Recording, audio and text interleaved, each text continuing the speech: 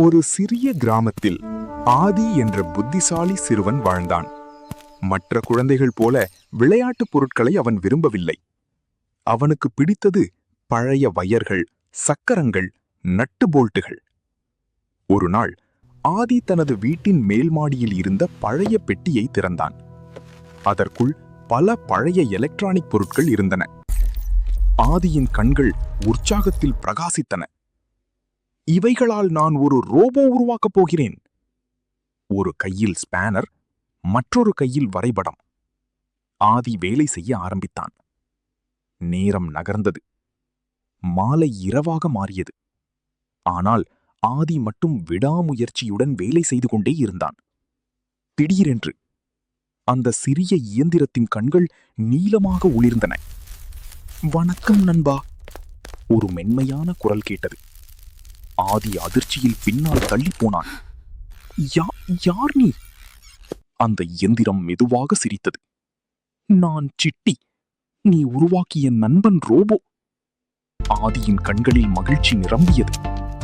அந்த நாளிலிருந்து ஆதி மற்றும் சிட்டி இருவரும் பிரிக்க முடியாத நண்பர்களாகிவிட்டார்கள். ஆனால் அந்த இரவு சிட்டி திடீரென்று ஒரு விசித்திரமான சிக்னலை பிடித்தது. "ஆதி, யாரோ நம்மை கவனித்துக் கொண்டிருக்கிறார்கள்." ஆதி பயத்துடன் ஜன்னலை நோக்கி பார்த்தான். அங்கே அந்த இருட்டில் ஒரு சிவப்பு ஒளி மட்டும் மின்னியது. அந்த இரவு வீட்டின் வெளியே மின்னிய சிவப்பு ஒளியை பார்த்த ஆதி பயத்தில் மெதுவாக பின்னால் நகர்ந்தான். "சிட்டி, அது என்ன?" என்று கிசுகிசுத்தான். சிட்டியின் கண்கள் நீலமாக ஒளிர்ந்தன. அது சாதாரண ஒளி இல்லை. யாரோ ஒரு ரோபோ கண்காணிப்பு கருவி பயன்படுத்துகிறார்கள். ஆவி அதிர்ச்சி அடைந்தான். "அப்படின்னா யாராவது நம்மை தேடுறாங்களா?" சிட்டி பதில் சொல்லும் முன் டீ டீ டீ சிட்டியின் மார்பில் இருந்த நீல சக்தி வட்டம் திடீரென்று ஒளிரத் தொடங்கியது. அறை முழுவதும் நீல ஒளி பரவியது. பிறகு ஒரு ஹோலோகிராம் படம் தோன்றியது. அதில் ஒரு வயதான விஞ்ஞானி தோன்றினார். "இந்த செய்தியை பார்க்கிறாயானால் சிட்டி பாதுகாப்பாக உயிருடன் இருக்கிறது என்பதற்கு அர்த்தம்." ஆதி ஆச்சரியமாக பார்த்தான். "சிட்டி, இவர் யார்?" சிட்டி மெதுவாக பதிலளித்தது. "என் உருவாக்குனர், டாக்டர் அரவிந்த்." ஹோலோகிராம் தொடர்ந்து பேசத் தொடங்கியது. "சிட்டிக்குள் உலகத்தை மாற்றக்கூடிய ஒரு சக்தி இருக்கிறது. ஆனால் அதை தவறானவர்கள் கைப்பற்ற முயற்சி செய்கிறார்கள்." அதே நேரத்தில் வீட்டின் வெளியே கடாக் என்று பெரிய சட்டம் கேட்டது. ஆதி பயத்தில் ஜன்னலை நோக்கி பார்த்தான். அங்கே ஒரு கருப்பு நிழல் நின்று கொண்டிருந்தது. அதன் கண்கள் சிவப்பாக எரிந்தன. "சிட்டியை எங்களிடம் ஒப்படை" என்ற கனமான ரோபோ குரல் கேட்டது. ஆதி நடுங்கினான். ஆனால் சிட்டி மெதுவாக ஆதியின் முன்னால் நின்றது. "ஆதி, பயப்படாதே. இப்போதான் நம்முடைய உண்மையான சாகசம் ஆரம்பிக்கிறது." வீட்டின் வெளியே நின்றிருந்த அந்த கருப்பு நிழல் மெதுவாக முன்னே வந்தது. இப்போது அது தெளிவாக தெரிந்தது. அது ஒரு பெரிய கருப்பு ரோபோ. அதன் கண்கள் சிவப்பாக எரிந்தன. கைகளில் மின்னல் போல மின்சாரம் பாய்ந்தது. ஆதி பயத்தில் சிட்டியின் பின்னால் நின்றான். "சிட்டி, இது நம்மை தாக்குமா?" "ஆம், ஆனால் நான் உன்னை பாதுகாப்பேன்" என்றது சிட்டி அமைதியாக. அந்த கருப்பு ரோபோ சத்தமாக பேசத் தொடங்கியது. "நான் X9, டாக்டர் அரவிந்தின் பழைய ஆய்வகத்தை சேர்ந்த பாதுகாப்பு ரோபோ." ஆதி ஆச்சரியப்பட்டான். "அப்படின்னா நீ நல்ல ரோபோவா?" "இல்லை" என்று சிட்டி மெதுவாக சொன்னது. "இதன் மெமரியை யாரோ மாற்றியிருக்கிறார்கள்." பூம் என்று மின்சாரம் சுவரில் பட்டது.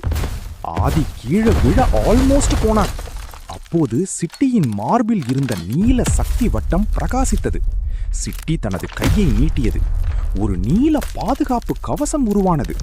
மின்சாரம் அதில் மோதியவுடன் சிதறி மறைந்தது. "வாவ்" என்று ஆதி கண்கள் பெரிதாக பார்த்தான். ஆனால் X9 இன்னும் கோபமாகியது. "சிட்டி, நீ திரும்ப வரவேண்டும்." "இல்லை" என்று சிட்டி தைரியமாக சொன்னது. "நான் இனி யாருக்கும் தீங்கு செய்ய மாட்டேன்." அதே நேரத்தில் X9இன் மார்பில் ஒரு விசித்திரமான சிவப்பு சின்னம் ஒளிர்ந்தது. சிட்டி அதை பார்த்ததும் அதிர்ச்சியடைந்தது. ஆதி, இது மிகவும் ஆபத்தான விஷயம். ஏன்? இந்த சின்னம் ஷேடோ டெக் என்ற ரகசிய குழுவின் அடையாளம். அந்த பெயரை கேட்டவுடன் திடீரென எல்லா விளக்குகளும் அணைந்து போனது. முழு வீடும் இருட்டானது. பிறகு ஒரு குரல் மட்டும் கேட்டது. சிட்டியை பிடியுங்கள். முழு வீடும் இருட்டாகிவிட்டது. ஆதி சிட்டியின் கையை இறுக்கமாக பிடித்தான். சிட்டி, எனக்கு பயமாக இருக்கு. சிட்டியின் கண்கள் மெதுவாக நீலமாக ஒளிர்ந்தன. பயப்படாதே ஆதி, நான் இருக்கிறேன். அந்த நேரத்தில் வீட்டின் வெளியே பல காலடி சட்டங்கள் கேட்டன. வீட்டைச் சுற்றிவிட்டார்கள் என்றது சிட்டி. பிறகு சுவரின் ஒரு பகுதி மெதுவாக திறந்தது. ரகசிய பாதை என்ற ஆதி ஆச்சரியப்பட்டான். டாக்டர் அரவிந்த் அவசர நேரத்திற்காக இதை உருவாக்கியிருந்தார் என்றது சிட்டி. இருவரும் அந்த இருண்ட சுரங்கப்பாதைக்குள் ஓடத் தொடங்கினர்.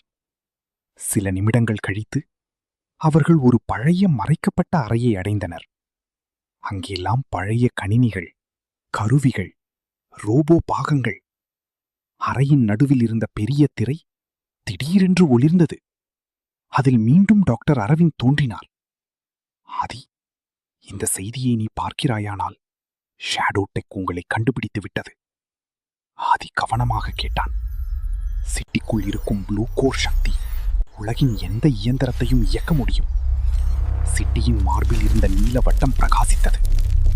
ஆனால் அது தவறான கைகளில் சென்றால் உலகமே ஆபத்தில் சிக்கும்.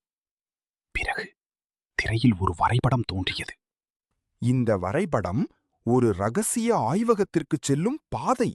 அங்கதான் உண்மையை கண்டுபிடிக்க முடியும். ஆதி உற்சாகமாக சிட்டியை பார்த்தான். நாம் அங்கே போகணும். ஆனால் அடுத்த நொடியில் அறையின் கதவு பலமாக அதிர்ந்தது. அவர்கள் நம்மை கண்டுபிடிச்சிட்டாங்க என்று சிட்டி சொன்னது.